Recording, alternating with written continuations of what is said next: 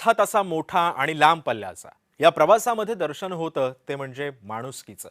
जय महाराष्ट्राचे प्रतिनिधी आणि माझे सहकारी प्रशांत सागवेकर हे सुद्धा अनेक वर्षांपासून वारी करतात. त्यांना वारी करताना नेमके काय काय अनुभव आलेत आपण त्यांच्याकडूनच जाणून घेऊया. ते आपल्या सोबत आता उपस्थित आहेत. प्रशांत, दरवर्षी तुम्ही वारी करताय, तुमचा वारीचा अनुभव नेमका कसा होता आणि इतके दिवस या वारीच्या टप्प्यावरती नेमकं काय काय घडलं हे तुमच्याकडून ऐकायला आवडेल आम्हाला.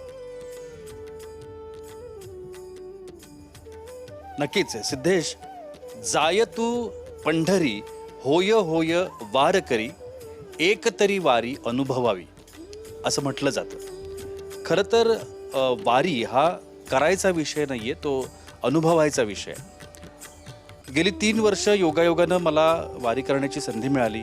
2024, 25 आणि आता हे 2026 सलग 3 वर्ष मी पंढरपूर वारी करतोय, कव्हर करतोय. अर्थात आपल्या सगळ्या नियमांप्रमाणे ही वारी आपल्याला कव्हर करावी लागते.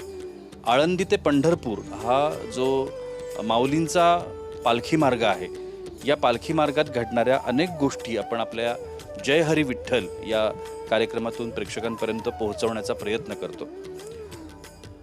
गेल्या 18-20 दिवसांबद्दल जर आपण सिद्धेश बोलायचं म्हटलं तर सुरुवातीचा जो काळ होता हा नैसर्गिक प्रकोप आपण ज्याला म्हणतो, पावसानं कहर केला होता.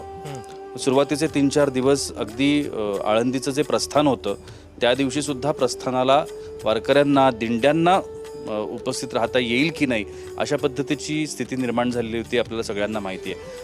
आणि मग ऐन ज्यावेळेला प्रस्थानाचा दिवस उजाडला त्यावेळेला मात्र उघडीप झाली आणि प्रस्थान सुव्यवस्थित पार पडलं. मात्र यावर्षी एक फरक झाला की अनेक वारकऱ्यांना, अनेक दिंड्यांना या प्रस्थानासाठी आळंदीत जाता आलं नाही. अनेकदा असं होतं की आळंदीतला प्रस्थान सोहळा हा अतिशय बघण्यासारखं अवर्णनीय दृश्य असतं. जो मंदिर आहे, समाधी मंदिर जे आहे ज्ञानेश्वर माऊलींचं, त्या समाधी मंदिरावरचा कळस हलतो आणि ते पाहण्याकरता सुद्धा वारकऱ्यांची खूप मोठी गर्दी असते.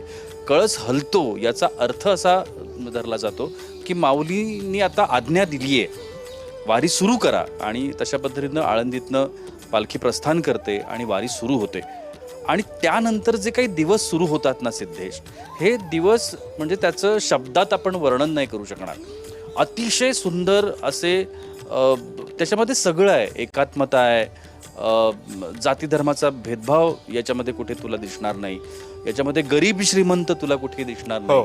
अगदी श्रीमंतातली श्रीमंत लोक, आपण कदाचित आपल्याला ते माहिती नसतं कारण ते सगळीच वारीच्या वेशामध्ये असतात. ते लोक सुद्धा रस्त्याच्या कडेला कुठे जिथे मिळेल तिकडे खाणं खाताना दिसतात. जे काही खाण्याची व्यवस्था केलेली असते, अन्नपाण्याची व्यवस्था केलेली असते त्यामध्ये खाताना दिसतात. किंवा ती लोक साध्या ज्या राहुट्या ज्या असतात, ज्या दिंड्यांमध्ये वापरल्या जातात राहण्याकरता, त्या राहुट्यांमध्ये राहतात.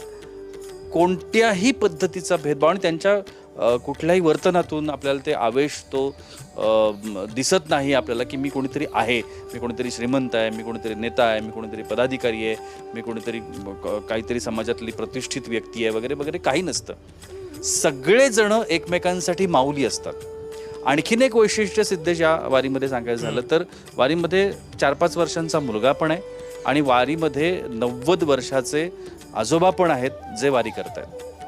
त्यामुळे म्हणजे जर फरक जर आपण म्हटला पिढ्यांमधला, तर पिढ्यांमधला फरक सुद्धा वारीमध्ये आहे. पण तरीसुद्धा ते एकमेकांसाठी माऊली आहेत. म्हणजे आजोबांसाठी 5 वर्षाचा मुलगा पण माऊली आहे आणि 5 वर्षाच्या मुलासाठी आजोबा पण माऊली आहेत. आणि हा जो एकात्मतेचा संदेश वारी जो देते ना, तो संदेश आपण जगात कुठेही अनुभवत नाही. 700-750 वर्षांची परंपरा आहे आणि ही 750 वर्षांची त्याही वारी तर त्याच्याही आधी आहे. म्हणजे ज्ञानोबा माऊलींनी ज्या वेळेला वारी सुरू केली त्याला 700-750 वर्ष झालेत. आपण जोगदंड महाराजांना परवा ऐकलं की वारी कधी सुरू झाली, तर त्यांनी सांगितलं वारी ही अनादी अनंत काळापासून आहे. म्हणजे दाखले जे त्यांनी दिले त्या दाखल्यांमध्ये ते असं म्हणतात की शंकरानं सुद्धा, महादेवानं सुद्धा वारी केल्याचे दाखले मिळतात. त्यामुळे वारी हा विषय फार पूर्वीपासूनचा आहे.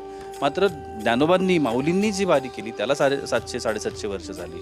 आपण ती जरी पकडली तरी किती पिढ्या आज ही वारी सुरू असेल याची आपण कल्पना करू शकतो. त्यामुळे मला असं वाटतं की वारी ही खरंच अनुभवण्याची गोष्ट आहे आणि ज्यांना खरंच उत्सुकता आहे, खरंच त्यांना आवड आहे किंवा ज्यांना अतिशय आतून असं वाटतं की आयुष्यात एकदा तरी वारी आपण खरं आहे. करायला पाहिजे, त्यांनी खरंच कोणताही विचार न करता वारीच्या ज्या काही वेळा आहेत त्या जाणून घेऊन वारीमध्ये यायला पाहिजे. तरच त्यांना ही अनुभूती येईल आणि त्यांना खरी वारी म्हणजे काय हे त्यांच्याच अनुभवातून त्यांना समजेल.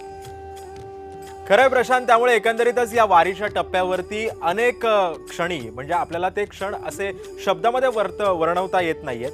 खरं तर धन्यवाद, तुम्ही आमच्यापर्यंत वारीची ही दृश्य पोहोचवलीत त्याबद्दल.